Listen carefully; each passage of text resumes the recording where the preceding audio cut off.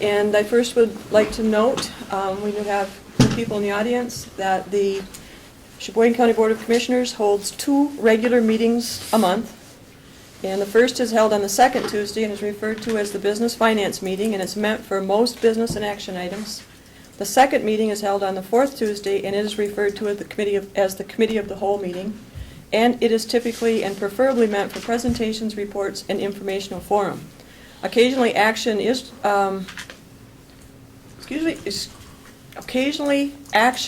requested at a Committee of the Whole meeting, and it is usually due to time constraints. And today we do have 2 time-sensitive items requiring action under new business, and those would be the equalization report and Sheriff Claremont's Stone Garden grant. So we will need action today.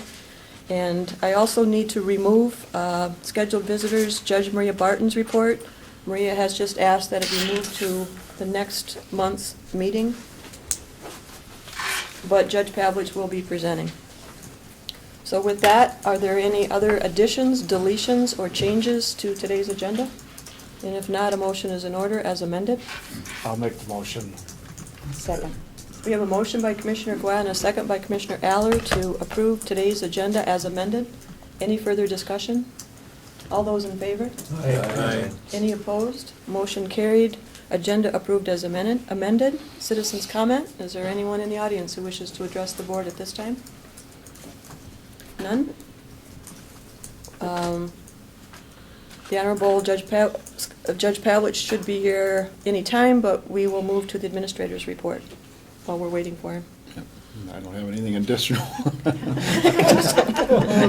And- Unless you have questions. And we don't have any old business. So How's your we'll- day going, Jeff?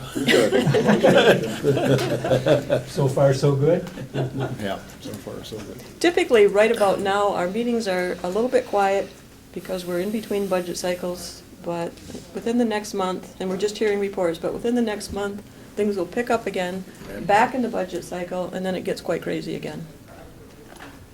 So this is an oddity that we have, a quiet time.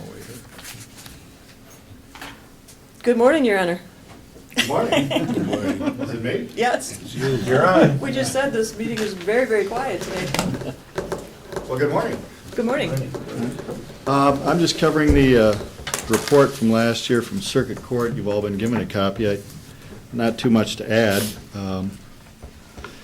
The civil filing numbers went up slightly. The criminal numbers, filing numbers went up a little higher. But if you look over the last 5 years, it's not a significant increase. It's about a 13% over the average for the last several years in criminal filings.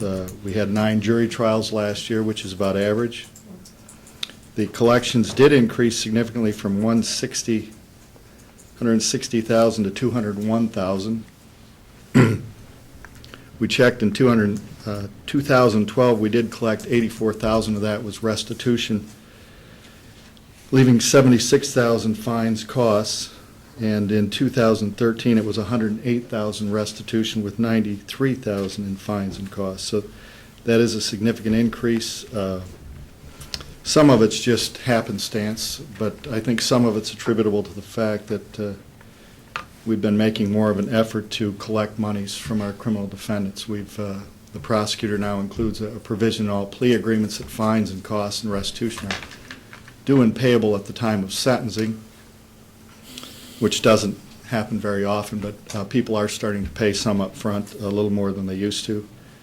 And we think the collection numbers are going to increase. This last week we had a representative from the Supreme Court here who is the expert on collections work in the state, and met with myself and Tina Jewell, our new collections clerk, and spent a couple hours with us going over different protocols we can employ to enhance collections. One of them is going to be a computer program that really spits out the reports every month and shows who's paying how much, and it will send out collection notices. It will affect income withholding orders if the people are employed. So I think collections are going to continue to increase. I hope so, even with our tough economy.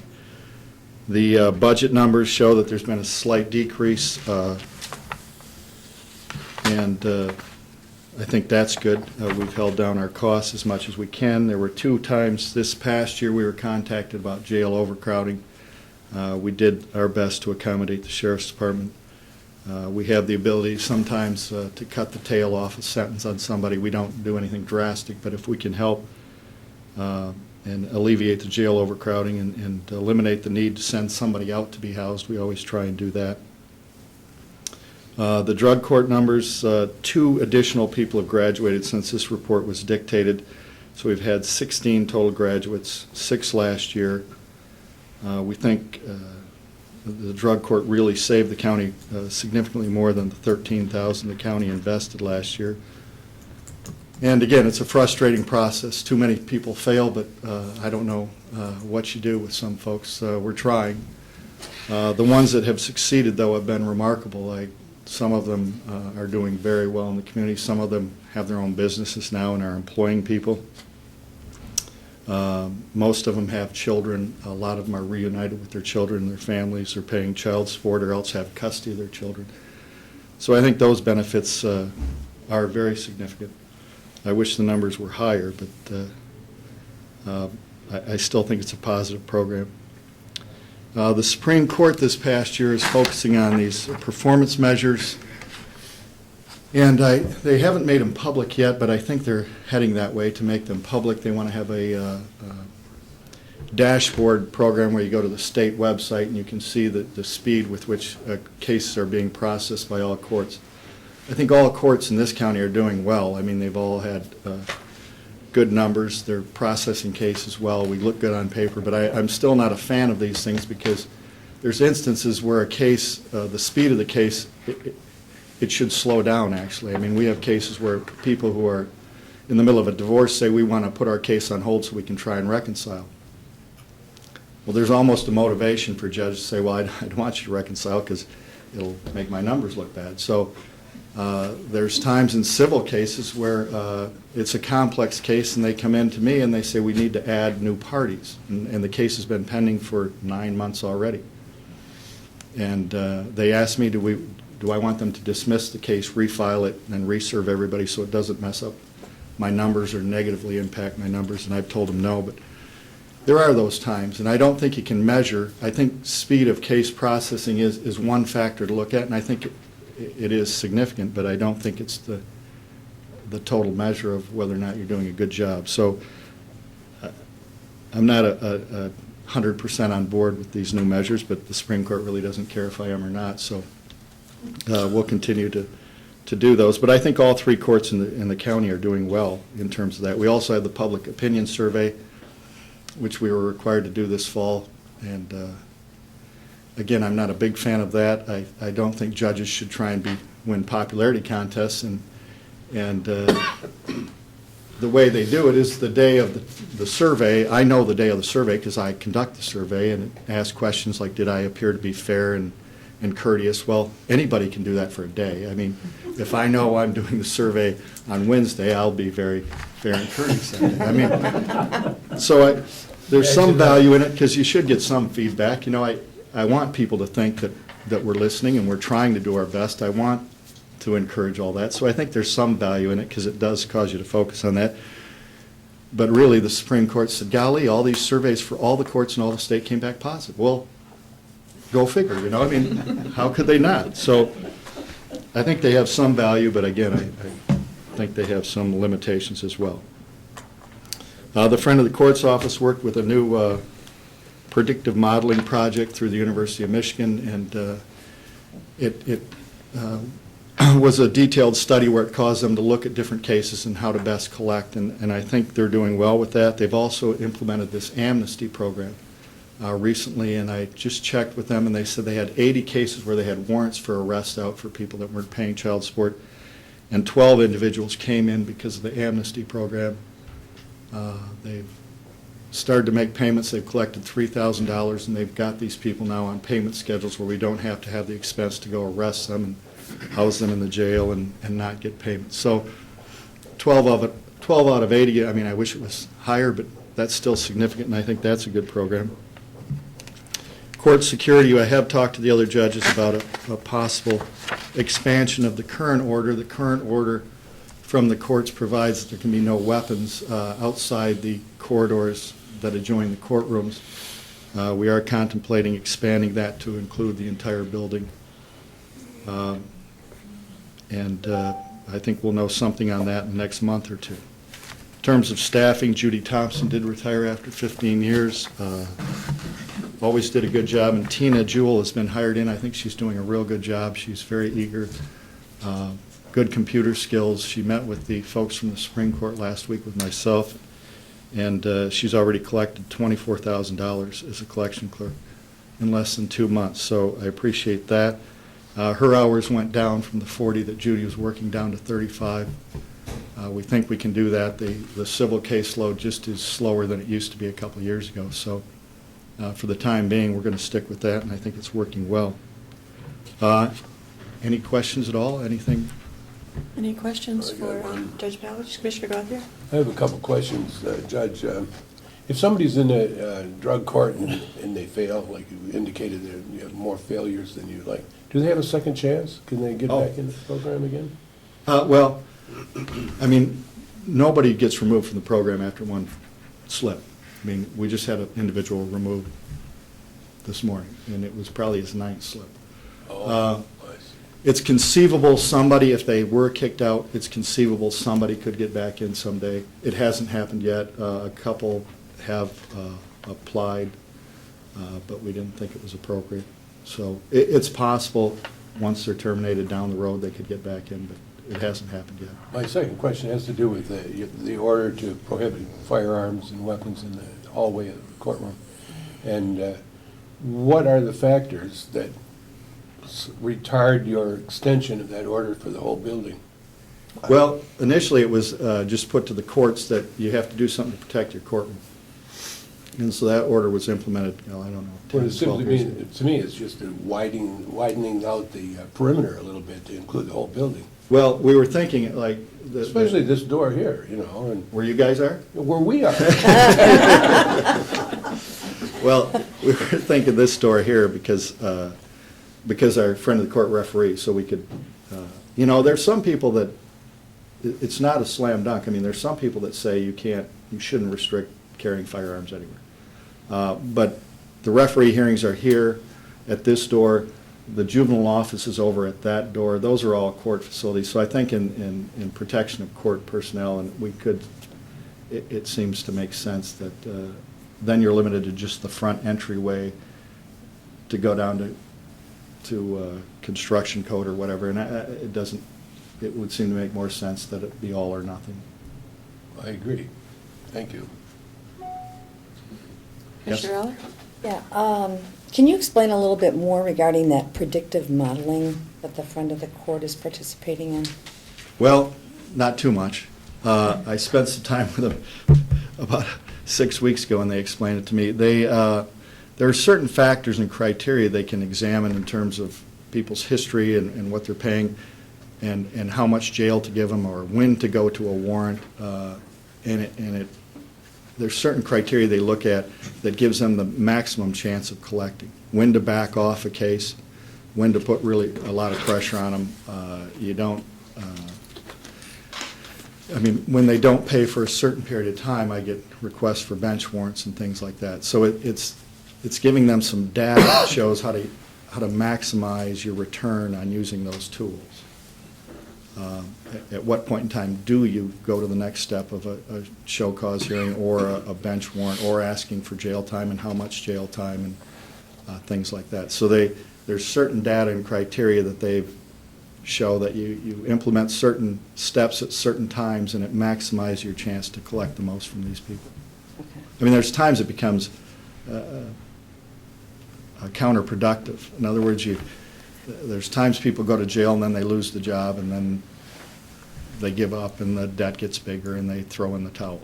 And trying to hit what you do when to maximize your return is what it's about. Okay.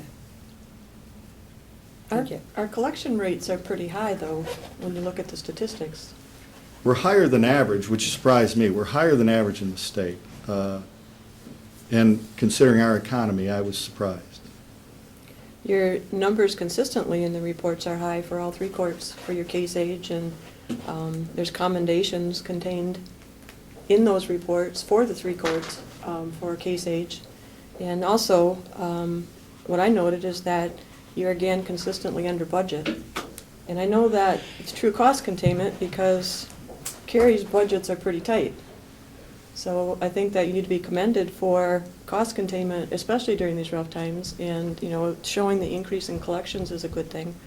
It's directly attributable to, how you're handling your office. And Judge Barton's report showed the same thing. The Sheriff's Department showed the same thing. Prosecutor's report showed the same thing. I think that the elected officials need to be commended for the tight budgets that they've had and cost conscientiousness, because it truly shows in these budget numbers. So thank you. Well, thank you. And it's a small community. I think the prosecutor's office, the other courts are pretty much aware of the economy in Cheboygan, and I think we're all living in the same neighborhood, so we try and keep the cost down. We know who's paying the bills, so. And it's definitely showing. Thank you. Any other questions for the judge at this time? Commissioner Glad, do you have a question? No. Just you need to be careful at the auctions. Okay. Thank you very much for your time and your report, and again, you should be commended for your numbers and your budget. Well, thank you. Thank you. New business. I didn't have to wait at all, either. Yeah, write that down. So the next item would be the 2014 equalization report, and this would be Janice. Good morning. Good morning. Janice Eaton, our equalization director. And this is page 39. 39. 39.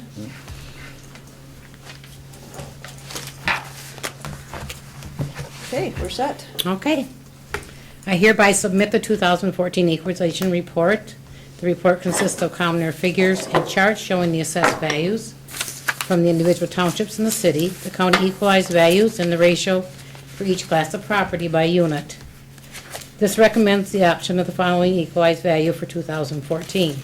$1,617,507,565.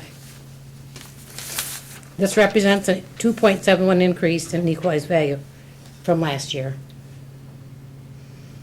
And then we have our state equalization in May. Any questions for Janice on any of the numbers or an explanation as to where they're derived from? Commissioner Majalski? This is the first year that the SEV has gone up Yes, since the, okay, so that's a good sign. yes, I've heard that like in 4 years it's been. And the foreclosures are at a 10-year low. Yeah. That's good signs. And we had a couple new bills that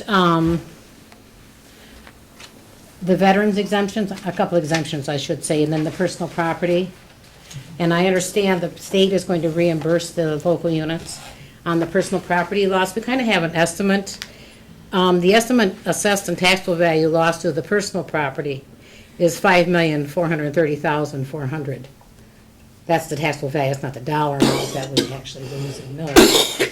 And then the taxable value with the disabled veterans exemption is $2,954,057. But these are estimates because not always in the BSNA program does the assessor toggle what they need to toggle because it's the first year.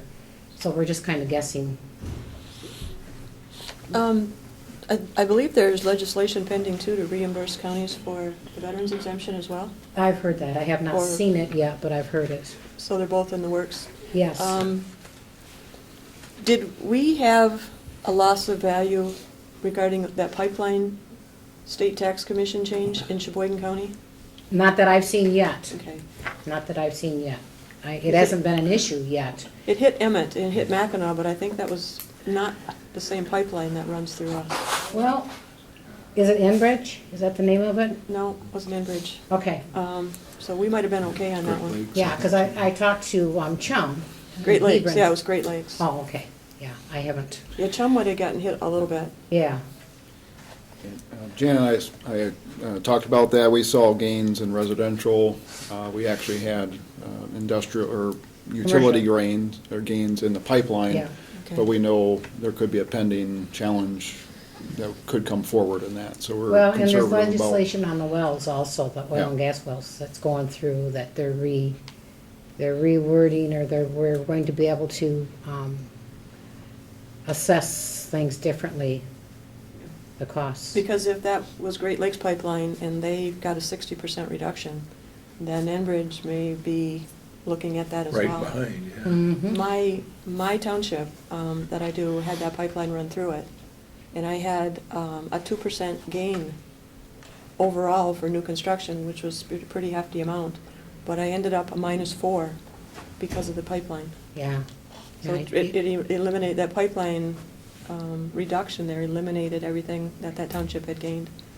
And Wow. other townships, the other townships in Emmett that didn't have that pipeline actually saw about a 2% gain, so hopefully we'll be okay, but Yeah, I think we're seeing, all over the state, I think we're seeing, even up in the UP, they're seeing a little bit of recovery. 2.71% increase in assessed value is pretty decent. That's Yes. that's almost 6% in true cash, and then 1.42 increase in taxable value overall. That's That's a help, yes. yeah, it's Because costs are going up, so yeah, you need to recover what your it just costs are. it shows a bit of recovery. It was interesting to see the different townships and where they came in the residential and where they came in commercial. Mhm. And I was a little bit disappointed to see a loss in ag for Cheboygan County, but not much, about 2.2%. Well, we had a couple units that took property out of ag and put it into residential. So that would attribute to some of the loss. And most of it was in residential increase, and most of it was in Tuscarora. Yeah. Tuscarora's got 18% of our residential overall and saw a 7% increase. Benton has 12%, saw about a 5% increase. Burt, a little decrease in value in Burt in residential. Then we've got to talk about, he has that one parcels in developmental Okay, that needs to come out of Yeah. developmental. yeah. So I think the tax commission and I are going to go out and do a reappraisal on that this year with him to, The UAW? No. yes. Yeah. I see they're, what are they down to, what, $6 million in that developmental? And they shouldn't be developmental anyway. Back when I was the Waverly Township Supervisor, I think they were up at about 20 million then, and then we took them to the tax tribunal a couple times and we won, and then we lost, and now I see they're down to, but they finally quit fighting it. Well, golf They got it courses down are, to practically nothing. golf courses are bottomed pretty Yeah, much. yeah, and their It's not buildings, just the golf course. Yeah, the waterfront. yeah, the Got a mile waterfront's of the water value. frontage and 1,200 acres, so.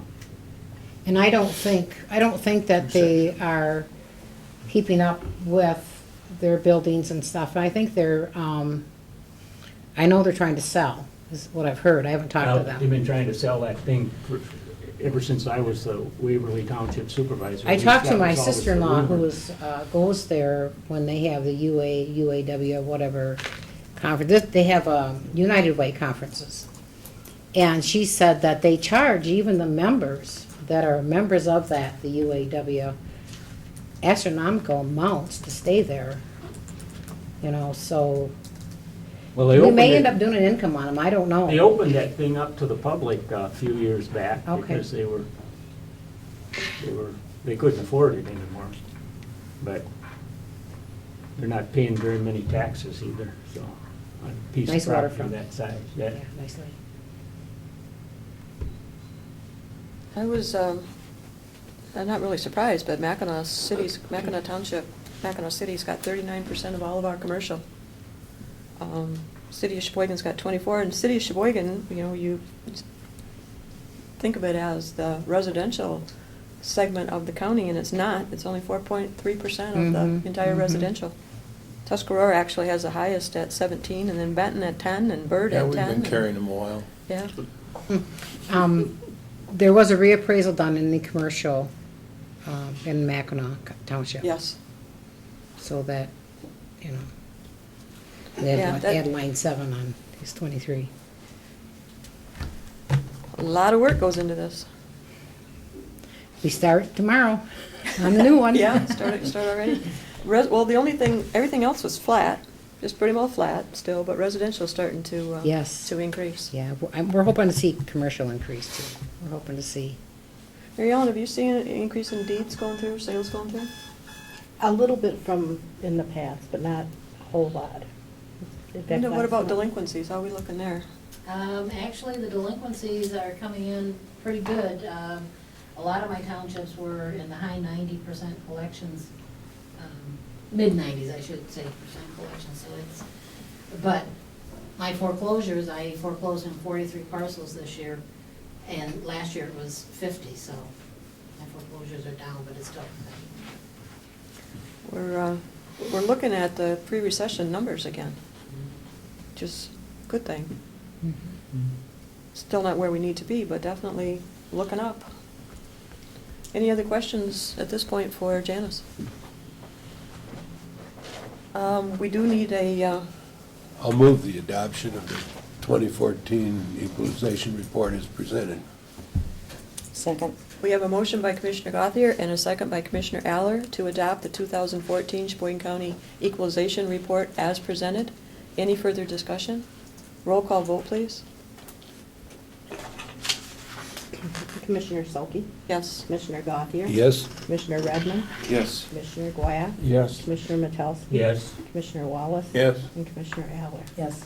Unanimous vote, 2014 Cheboygan County Equalization Report adopted. Thank you very Thank much, you. Janice. Okay, the next item is the Stone Garden Grant. And this would be the administrator or undersheriff. Good morning. Good morning. I don't know whether Carrie was going to go with this or... I can. You can? Yeah. Well, You can too. I'll answer the questions. How's that? You go for it. So we're geared up to submit the 2014 Operation Stone Garden Grant. However, the deadline is April 30th, and we have yet to receive the allocation that we're allowed to apply for. They've kind of gathered a wish list from all the entities, and then they're going to divvy it up and give us an allocation, where then we will actually complete the application with the specific equipment and overtime needs that we have, and we'll submit that by the April 30th deadline.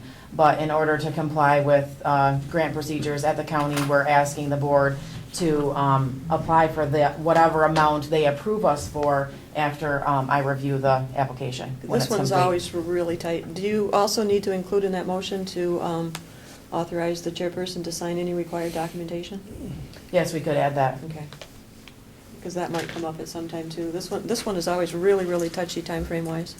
Has the total allocation for all of the Stone Garden grants increased? I'm not I don't sure believe about- so. Actually, it's decreased, I think, if, from the original grants back in, Right from the previous years. yeah. Again, the reason we get money with this grant at all is because we are considered a border community for Homeland Security.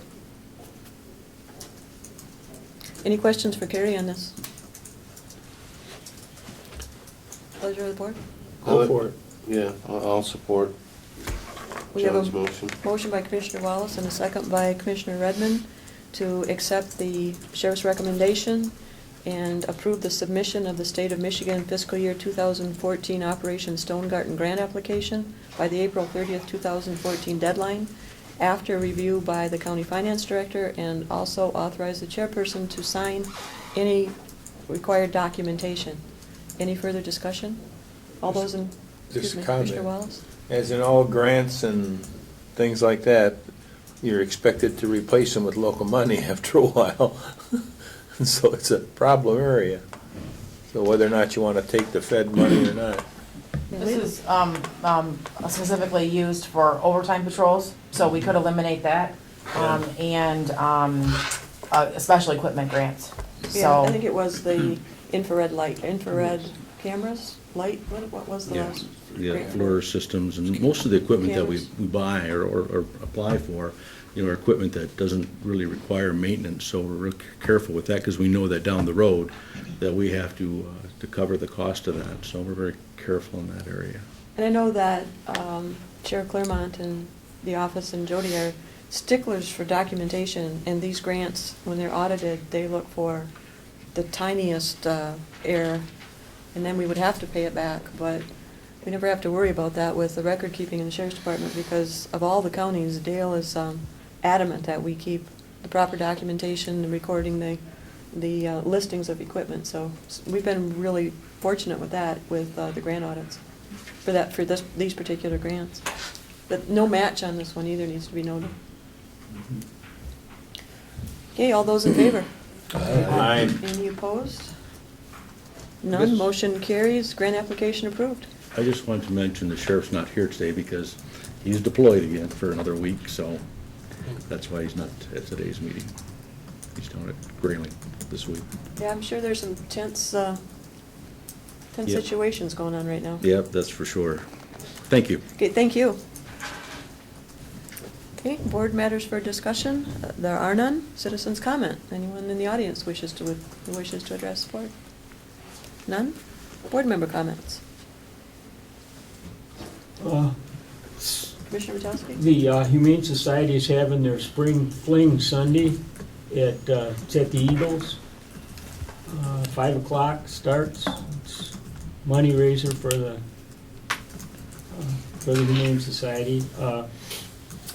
They having an auction. I talked to our favorite auctioneer, asked him if he was going to be there, do the auction, but he said no, he wasn't. He had to be out of town. So I figured he'd be, starting his campaign. Who's going to be the auctioneer, Don, do you know?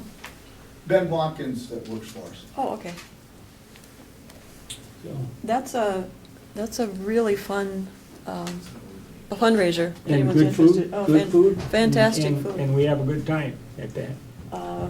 50s music, poodle skirts. Yeah, 50s music. You cook for it, did you say? No, but as you're cooking. Oh. Roast beef, roast pork usually is pretty tasty. Yeah. No roadkill?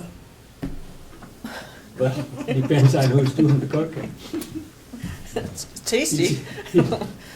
Madam Chair. Commissioner Gauthier. Yeah, I just take the occasion to wish our favorite auctioneer good luck in his campaign. Thank you, Bruce, that means a lot to me. And the games begin. Yeah. Keep them clean. Okay, we're expecting a training session from Peter this morning for the board, but we told Peter that with Maria's report, we expected not to be ready for him till about 11:30, then we were going to break for lunch and do the training, but we got some time to take a break here and have some apple bars till Peter gets here. Yeah, I have topics, but not an hour's worth, unless you guys really want to hear me talk for an hour. We've never heard you talk for an hour. We can adjourn briefly and. Yeah, we can adjourn briefly and then come back and Okay. Jeff can update us on some things. So Okay. we'll take about a 10-minute break here and get some apple bars and a cup of coffee. Griswold milk. This is my Griswold multiplier. There you go.